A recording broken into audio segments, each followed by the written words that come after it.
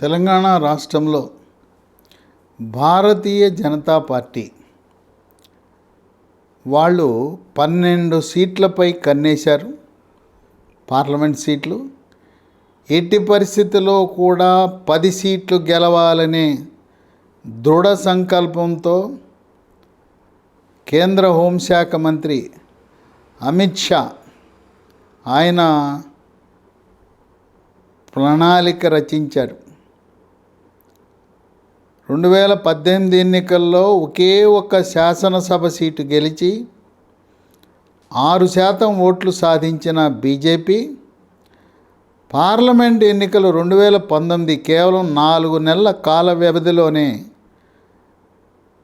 4 లోక్సభ సీట్లను అంటే 28 శాసనసభ సీట్లలో ప్రాబల్యం పొందే స్థితికి 20% ఓట్లను కైవసం చేసుకుంది భారతీయ జనతా పార్టీ. దానికి కారణం ప్రధానమంత్రి మోదీ 5 సంవత్సరాలలో ఆయన చేసిన కృషి.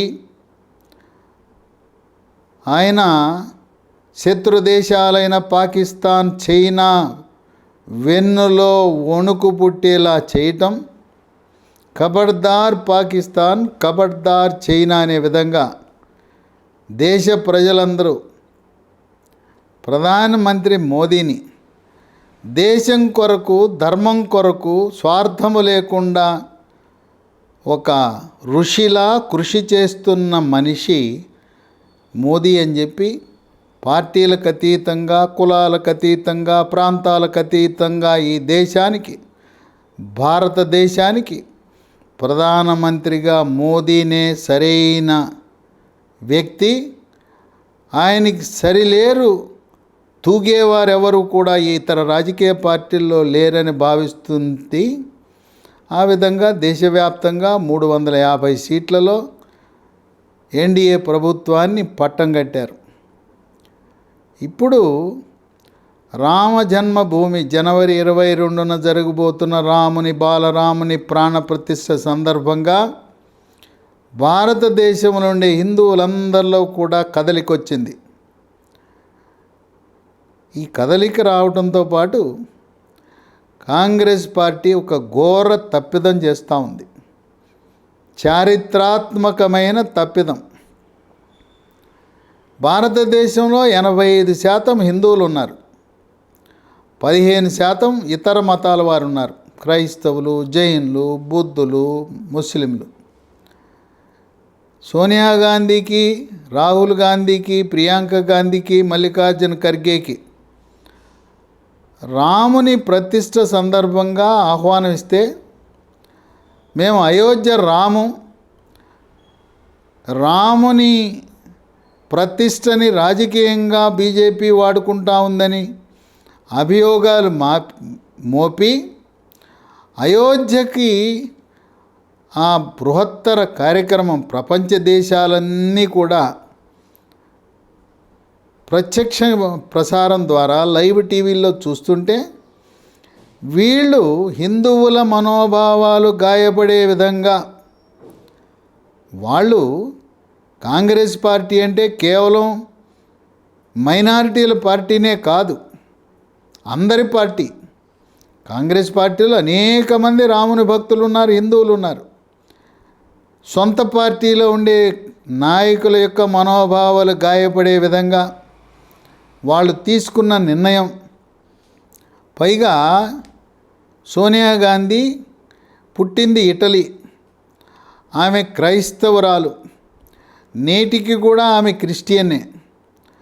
అందువల్ల ఈ రామ జన్మభూమి ఆహ్వానాన్ని తిరస్కరించటము ద్వారా హిందువుల మనోభావాలు గాయపడటమే కాదు, సొంత పార్టీ కాంగ్రెస్ పార్టీలో కూడా వ్యతిరేక పవనాలు వీసే అవకాశం ఉందని విశ్లేషకులు భావిస్తున్నారు. ముక్త కంఠంతో జనవరి 22న జై శ్రీరామ్ అని భారతదేశం అంతా మారుమోగుతుంటే ఈ శబ్దము ప్రపంచ దేశాలన్నిటికీ కూడా వినపడే అవకాశం ఉంది. అటువంటి బృహత్తర కార్యక్రమాన్ని నిర్వహించటానికి కారకుడు, కారణజన్ముడు ఎవరంటే ప్రధానమంత్రి మోదీ. సాక్షాత్తు 96 సంవత్సరాల కురువృద్ధుడు రథయాత్ర ద్వారా భారతీయ జనతా పార్టీకి ఊపిరి పోసిన మహనీయుడు మహానాయకుడు ఎల్కే సారథి ఏమన్నాడంటే, రథయాత్ర నాతో రాముడు చేయించాడు, ప్రజలలో స్ఫూర్తిని నింపాడు, కరసేవకులను ప్రోత్సహించాడు, అయోధ్యకు పంపించాడు. కానీ ఆ ప్రాణప్రతిష్ఠ మాత్రం రాముని యొక్క సంకల్పం. ఈ రోజున నిష్ఠతో రాజ్యపాలన చేస్తున్న మోడీ, ఇది రాముని సంకల్పం, అదృష్టం ఆయన్ని వరించింది, దేవుని యొక్క సంకల్పం అని చెప్పి ఆయన మాటల్లో ఆయనే అభివర్ణించడం జరిగింది. ఎల్కే అద్వానీ కూడా ఆ వయసులో కూడా ఓపిక చేసుకుని ఈ రాముని యొక్క ప్రాణప్రతిష్ఠకు విచ్చేయటం అనేది ఒక విశేషం. ఇటువంటి బృహత్తర ఘట్టం జరిగిన తర్వాత మార్చి నెలలో ఎన్నికలు, పార్లమెంట్ ఎన్నికలు తెలంగాణలో జరిగితే రామజన్మభూమి యొక్క ప్రభావము ఉత్తరాదిన ఛత్తీస్గఢ్, రాజస్థాన్, మధ్యప్రదేశ్ 3 రాష్ట్రాల్లో ఘోర పరాజయము చెందిన కాంగ్రెస్ పార్టీ, ఉత్తరాదిలో కాంగ్రెస్ పార్టీకి ఉనికి లేదు, అడ్రస్ లేదు. మోదీ ప్రధానమంత్రి ఎప్పుడూ చెప్తుంటాడు, భారతదేశము కాంగ్రెస్ రహిత భారతాన్ని మనం చూడాలి అంటారు. ఆనాడు బాపూజీ, మహాత్మా గాంధీజీ కూడా ఒక మాట చెప్పాడు, కాంగ్రెస్ పార్టీ అనేది స్వాతంత్ర సముపార్జన వరకు మాత్రమే ఉండాలి, స్వాతంత్రం వచ్చిన తర్వాత స్వాతంత్ర ఫలాలు అనేది అందరి యొక్క సంకల్పము, అందరి యొక్క కృషితో వచ్చింది. కనుక ఈ కాంగ్రెస్ పార్టీ అనే పార్టీ రాజకీయాల్లో కొనసాగకుండా రద్దు చేయండి, మూసేయండి అని చెప్పాడు. ఆయన అభీష్టం మేరకు ఈరోజు కూడా స్వాతంత్ర సముపార్జనకి మేమే ఛాంపియన్ అని చెప్పుకుంటుంటారు కాంగ్రెస్. వాళ్ళు కూడా కొంత భాగం ఉంది వాళ్ళది. ఇటువంటి పరిస్థితుల్లో తెలంగాణలో హిందూ సెంటిమెంట్ అనేది బలంగా ఉన్న తరుణంలో దాన్ని భారతీయ జనతా పార్టీ ఏ విధంగా ఓట్ల రూపంలో మార్చుకుని కనీసము 10 సీట్లు, లక్ష్యము 12, కనీసం 10 గెలవాలనే వ్యూహంతో సమర్థులైన నాయకులు ఇతర పార్టీలు కాంగ్రెస్, బీఆర్ఎస్ నుంచి వస్తే వాళ్ళని ప్రోత్సహించి బీజేపీలో చేర్చుకోవాలనే సంకల్పంతో చేరికల కమిటీ ఏర్పాటు చేసింది. వీళ్ళు ఎంపీ అభ్యర్థులుగా పోటీ చేసే అభ్యర్థులు ఉండొచ్చు, జిల్లా నాయకులు, రాష్ట్ర నాయకులు, నియోజకవర్గ నాయకులు, మండల నాయకులు, గ్రామస్థాయి నాయకులు. భారతీయ జనతా పార్టీ ఈ యొక్క విధానాలు, ప్రధానమంత్రి మోదీ 3వసారి ప్రధానమంత్రి కావాలని ఆకాంక్షించే నాయకులందరూ కూడా ఇతర పార్టీల నుంచి మారి బీజేపీలోకి వచ్చే విధంగా వ్యూహరచన చేస్తున్నారు. లోక్సభకు బలమైన అభ్యర్థుల కొరకు అన్వేషణ చేస్తున్నారు. ఇక్కడ సీనియారిటీ అనేది లేదు. నిన్న పార్టీలో చేరి ఈ రోజున లోక్సభకు బీజేపీ తరఫున పోటీ చేయొచ్చు. ఇక్కడ కావాల్సింది ఏంటంటే సమర్థత, గెలుపు అవకాశాలు, రాజకీయ అనుభవం, గతంలో ఎంపీగా, మంత్రిగా పనిచేసిన అనుభవంతో సీనియారిటీకి ఏమాత్రం కూడా అమిత్ షా ప్రాధాన్యత ఇవ్వరు. సమర్థత, గెలుపు గుర్రాలనే ఒకే ప్రాతిపదిక మీద సీట్లు కేటాయించబోతాయి. ఈ మార్పులు, చేర్పులు, చేరికలనే అంశంపై కొన్ని ఊహాగానాలు కొంతమంది నాయకులు ఫిబ్రవరి 9 నాటికి ఈ 17వ లోక్సభ రద్దవుతుంది. 9 ఫిబ్రవరి రోజున ఆఖరి పార్లమెంటు సమావేశం జరిగి ఆ రోజు రద్దయిన తర్వాత ప్రస్తుత లోక్సభ సభ్యులు ఇతర పార్టీల వారు తెలంగాణ బీజేపీ పార్టీలో చేరి బీజేపీ తరపున పోటీ చేయడానికి ఆసక్తిగా ఉన్నట్లుగా సమాచారం ఉంది.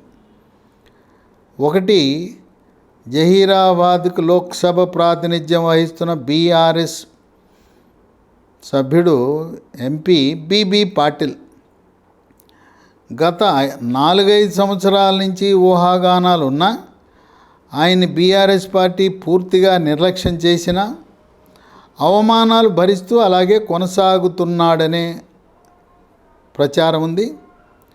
ఈ బీబీ పాటిల్ రెండవసారి 2019లో కేవలం 10,000 ఓట్ల మెజార్టీతోనే గెలిచాడు. బీబీ పాటిల్ బీఆర్ఎస్ పార్టీని వీడి భారతీయ జనతా పార్టీలో చేరితే జహీరాబాద్కి ఆయన్ని లోక్సభ అభ్యర్థిగా పోటీలో దింపుతారనే ఊహాగానాలు ఉన్నాయి. 2 పెద్దపల్లిలో ప్రస్తుత బీఆర్ఎస్ లోక్సభ సభ్యుడు వెంకటేష్ నేత. ఈయన గతంలో రాష్ట్ర ఎక్సైజ్ శాఖలో డిప్యూటీ డైరెక్టర్గా పనిచేసేవారు. ఆయన 2018లో పదవికి రాజీనామా చేసి ప్రభుత్వ ఉద్యోగం నుంచి విముక్తి పొంది 2018 ఎన్నికల్లో కాంగ్రెస్ పార్టీ తరపున చెన్నూరు నియోజకవర్గంలో పోటీ చేశాడు. చెన్నూరు నియోజకవర్గంలో కాంగ్రెస్ పార్టీ తరపున పరాజయం చెందితే చెన్నూరులో బాల్కా సుమన్ విజయం సాధించాడు. ఇక ఓటమి చెందిన సమయంలో కేసీఆర్ ఆహ్వానించి వెంకటేష్ నేతని నువ్వు పెద్దపల్లి నుంచి లోక్సభకు పోటీ చేయమని కోరాడు. 2018లో కాంగ్రెస్ పార్టీ తరపున ఓడి బీఆర్ఎస్ పార్టీలో చేరాడు. బీఆర్ఎస్ పార్టీలో చేరి బీఆర్ఎస్ పార్టీ తరపున పోటీ చేసి విజయం సాధించాడు. ఆయనకి పార్టీలో పెద్ద ప్రాముఖ్యత ఎవరు ఇవ్వటం లేదు. అక్కడ ఆ ప్రాంతంలో కోల్ బెల్ట్ అంతా కూడా బాల్కా సుమన్ హవానే. ఆయన పేరుకే వెంకటేష్ నేత లోక్సభ సభ్యుడైన అన్ని సర్వం తానై బాల్కా సుమన్ ఇతనికి స్వేచ్ఛ లేకుండా చేశాడు. ఇప్పుడు జరగబోయే లోక్సభ ఎన్నికల్లో కూడా వెంకటేష్ నేత సిట్టింగ్ ఎంపీకి సీట్ ఇచ్చే పరిస్థితి లేదు బీఆర్ఎస్ పార్టీలో. ఇప్పటికే ప్రచారం ఉంది, బాల్కా సుమన్ని రంగంలో దింపుతున్నారంట ఎంపీగా. బాల్కా సుమన్ మొన్న జరిగిన శాసనసభ ఎన్నికల్లో 2023 ఎన్నికల్లో చెన్నూరు నియోజకవర్గం నుంచి ఓటమి చెందాడు. చెన్నూరులో డాక్టర్ జి వివేక్ గెలిచాడు. అందువల్ల సీటు రాదు కనుక ఈ వెంకటేష్ నేత బీజేపీలో చేరదామనే ఆలోచనలో ఉన్నది. ఆయన చేరితే పెద్దపల్లిలో బీజేపీ అభ్యర్థిగా వెంకటేష్ నేతని నిలబెడదామనే ఆలోచనలో బీజేపీ హైకమాండ్ ఉంది. ఇక 3 మహబూబ్ నగర్ ఉమ్మడి మహబూబ్ నగర్ జిల్లాలో నాగర్ కర్నూలు చాలా కాలం నుంచి ఎస్సీ నియోజకవర్గంగా ఉంది. అక్కడ ప్రస్తుతం బీఆర్ఎస్ సిట్టింగ్ ఎంపీగా రాములు ఉన్నాడు. ఈ ఎన్నికల్లో 24లో జరిగే ఎన్నికల్లో రాములకు సీట్ ఇచ్చే అవకాశం లేదు. అచ్చంపేట నియోజకవర్గానికి చెందిన గువ్వల బాలరాజు ఈ ఎమ్మెల్యేల కొనుగోలు కేసులో కూడా కేసీఆర్కి కేటీఆర్కి దగ్గరయ్యాడు. అక్కడ గువ్వల బాలరాజు సీట్ ఇచ్చి రాములకు మొండి చేయిస్తారు అనే ఆలోచన ఉంది. అందువల్ల రాములు తెలుగుదేశం పార్టీతో రాజకీయం ప్రారంభించి అంచెలంచెలుగా ఎదిగి ఆ తెలుగుదేశం పార్టీలో మంత్రిగా ఉండి తదుపరి టీఆర్ఎస్ పార్టీలో చేరి 2019 నుంచి లోక్సభ సభ్యుడిగా కొనసాగుతున్నాడు. రాములు కుమారుడు వీళ్ళిద్దరిలో ఎవరో ఒకరికి పార్టీ మారితే బీజేపీలో చేరి బీజేపీ తరఫున పోటీ చేయాలనే అవకాశం ఆ ప్రచారం జరుగుతూ ఉంది. ఈ నాగర్కర్నూలు నియోజకవర్గంలో మాదిగ సామాజిక వర్గం అధికంగా ఉండటం వల్ల మాదిగ సామాజిక వర్గం వారికి అవకాశాలు మెండుగా ఉంటాయని ఊహాగానాలు ఉన్నాయి. రాములు మాదిగ సామాజిక వర్గం, అట్లాగే మరొక మాజీ ఎంపీ డాక్టర్ మంద జగన్నాథం. ఆయన వృత్తిరీత్యా ముక్కు చెవి గొంతు స్పెషలిస్టు, గాంధీ హాస్పిటల్లో పనిచేశాడు. రాజకీయాల్లోకి వచ్చిన తర్వాత 3 సార్లు తెలుగుదేశం పార్టీ తరపున లోక్సభ సభ్యుడిగా నాగర్ కర్నూలు నుంచి విజయం సాధించి తదుపరి పార్టీ మారి వైఎస్ రాజశేఖర రెడ్డి ఉన్నప్పుడు పార్టీ మారి 2009లో కూడా 4వసారి లోక్సభ సభ్యుడిగా గెలిచాడు. కాంగ్రెస్ పార్టీ హయాంలో ఢిల్లీలో ఉమ్మడి ఆంధ్రప్రదేశ్ రాష్ట్ర అధికార ప్రతినిధిగా ఏపీ భవన్లో ఉండేవాడు. తదుపరి టీఆర్ఎస్ పార్టీలో చేరి డాక్టర్ మంద జగన్నాథం 2014లో ఓటమి చెందాడు. అప్పుడు 2014లో నంది ఎల్లయ్య కాంగ్రెస్ పార్టీ గెలిచింది. మంద జగన్నాథంని కాదని 2019లో రాములకి ఇస్తే రాములు బీఆర్ఎస్ తరపున గెలిచాడు. మంద జగన్నాథాన్ని కేసీఆర్ ఢిల్లీలో తెలంగాణ రాష్ట్ర అధికార ప్రతినిధిగా క్యాబినెట్ ర్యాంక్ ఇచ్చి ఆయన్ని నియమించడం జరిగింది. అయినా ఎన్నికల ముందు 23 నవంబర్ 30 ఎన్నికల ముందు బీఆర్ఎస్ పార్టీని వీడి కాంగ్రెస్లో చేరాడు మంద జగన్నాథం. కాంగ్రెస్ పార్టీ తరపున నాగర్ కర్నూలులో మల్లు రవికి సీటు ఖరారు. మల్లు రవి మాజీ ఎంపీ, పైగా రేవంత్ రెడ్డికి కుడిభుజం లాంటివాడు. అందువల్ల కాంగ్రెస్ పార్టీలో మల్లు రవి పోటీ చేస్తున్న తరుణంలో డాక్టర్ మంద జగన్నాథం కానీ ఆయన కుమారుడు కానీ రాములు కుమారుడు కానీ వీళ్ళెవరైనా బీజేపీలో చేరితే బీజేపీ పార్టీ వారికి సీట్ ఇచ్చే అవకాశం కనపడుతూ ఉంది. ఇక్కడ దివంగత నేత మాజీ జాతీయ బీజేపీ అధ్యక్షుడు బంగారు లక్ష్మణ్ కుమార్తె బంగారు శృతి 2019 ఎన్నికల్లో నాగర్ కర్నూలులో పోటీ చేసింది. ఆమెకి నాగర్ కర్నూలు అయినా ఒకటే, పెద్దపల్లి అయినా ఒకటే కనుక అవసరమైతే బంగారు శృతిని పెద్దపల్లిలో పెడదాం, లేదా బంగారు లక్ష్మణ్ సాక్షాత్తు ప్రధానమంత్రి మోదీకి గురువు లాంటివాడు. ఆయన బహిరంగ సభలోనే బంగారు లక్ష్మణ్ నన్ను ప్రోత్సహించాడు, ఆయన జాతీయ అధ్యక్షుడిగా ఉన్నప్పుడు నా భుజం తట్టి అన్ని రకాలుగా ఆదరించిన వ్యక్తి. ఆయన కుమార్తె బంగారు శృతికి ఏదో ఒక రాష్ట్రం నుంచి 3వసారి ప్రధానమంత్రి అయిన తరువాత రాజ్యసభ సీటుకు కూడా ఆమెకు అవకాశం ఉంది. అందువల్ల బంగారు శృతి నాగర్ కర్నూలులో రాణించడం కష్టం, ఆమె ఇక్కడ స్థానికేతరులు అవుతారు. అందువల్ల రాములు కుమారుడు జగన్నాథం, డాక్టర్ జగన్నాథ్ ఆయన కుమారుడు, వీళ్ళలో ఎవరో ఒకరికి బీజేపీ సీటు కేటాయించి పార్టీ మారితే వారికి సీటు కేటాయించే అవకాశం కనపడుతూ ఉంది. ఇక 4వది రాజ్యసభ సభ్యత్వం. కేసీఆర్ 2 సంవత్సరాల కాల పరిమితి కలిగిన రాజ్యసభ సీట్ని వద్దిరాజు రవిచంద్రకి ఇచ్చాడు. ఆయన్ని గ్రానైట్ రవి అంటారు, లేదా గాయత్రి రవి అంటారు. గ్రానైట్ అంటే గ్రానైట్ వ్యాపారం చేస్తాడు. గాయత్రి రవి ఎందుకంటారంటే ఆయన కంపెనీ పేరు గాయత్రి గ్రానైట్స్. ఈయన తెలంగాణ రాష్ట్ర గ్రానైట్ ఓనర్స్ వాళ్ళ యొక్క సంఘానికి అధ్యక్షుడు.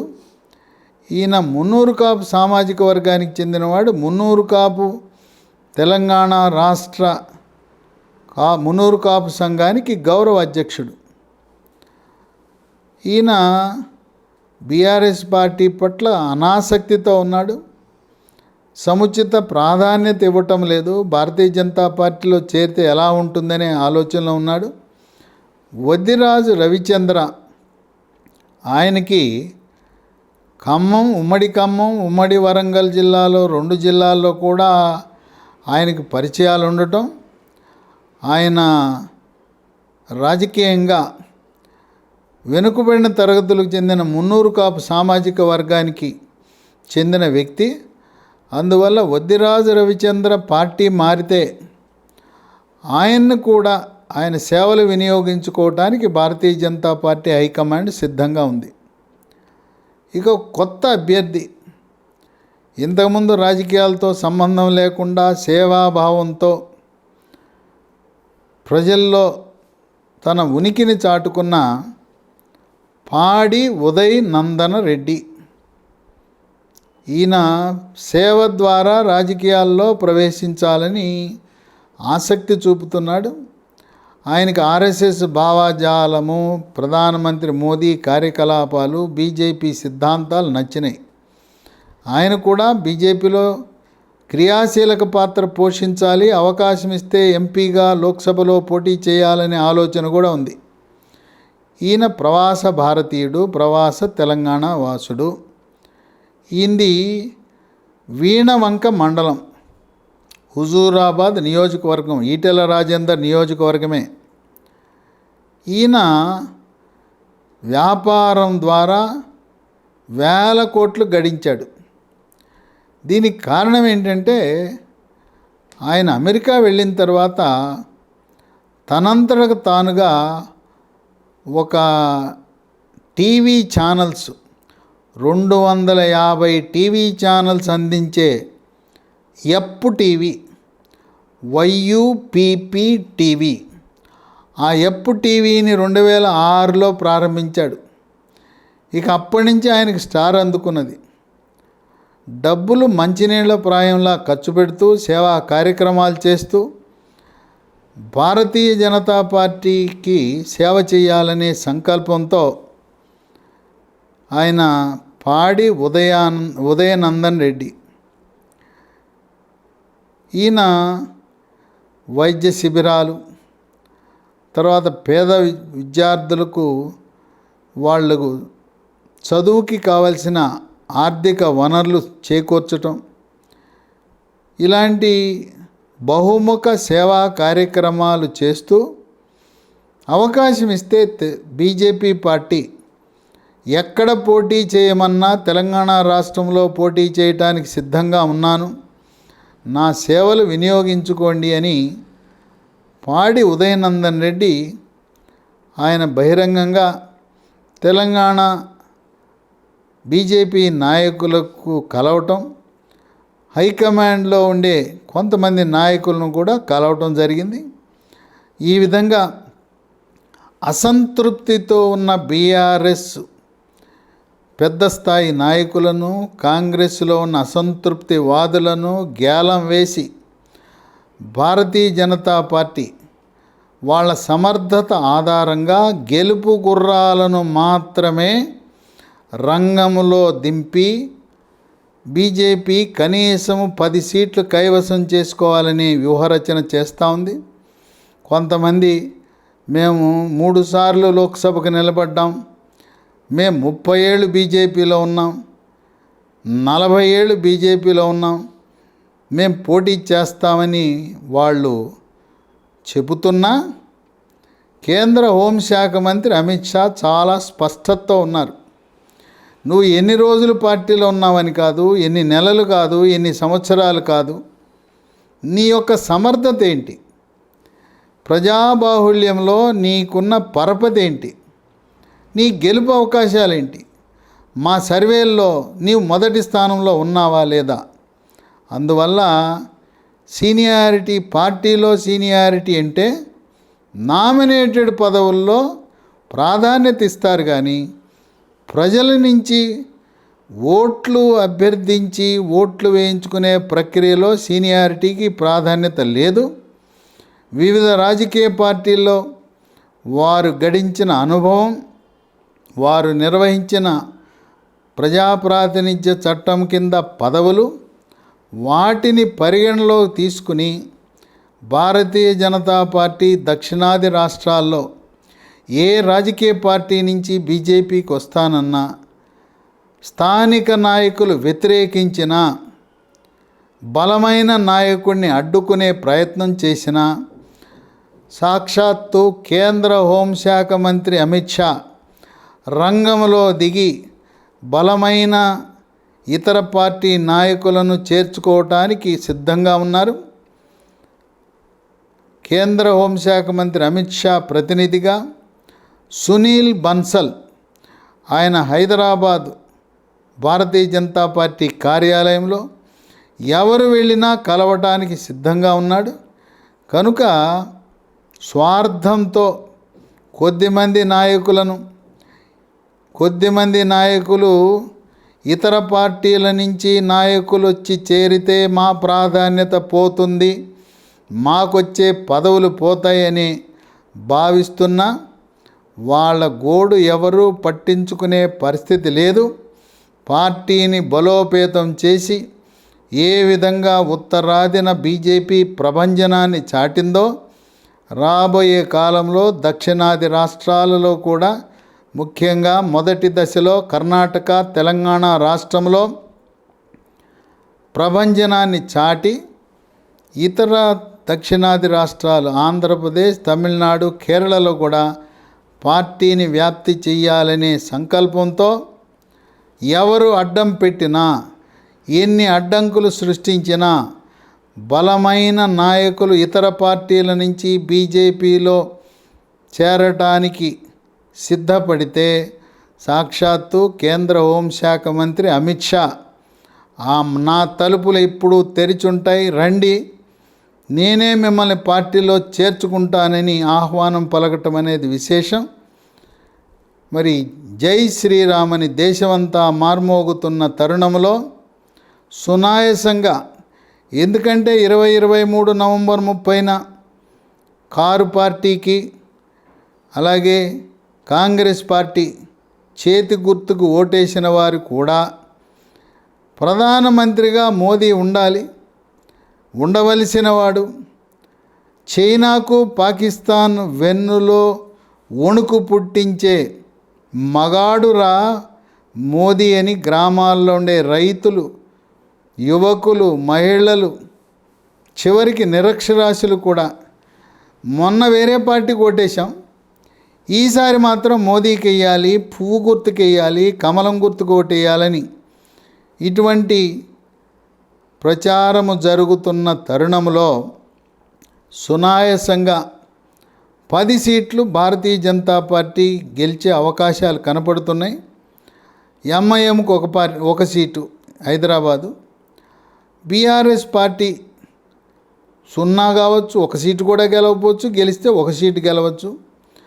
కాంగ్రెస్ పార్టీ తన ఉనికిని ఖమ్మం, నల్గొండ, మహబూబాబాద్ ఈ మూడిట్లో గెలిచే అవకాశాలు ఉన్నాయని విశ్లేషకులు భావిస్తున్నారు.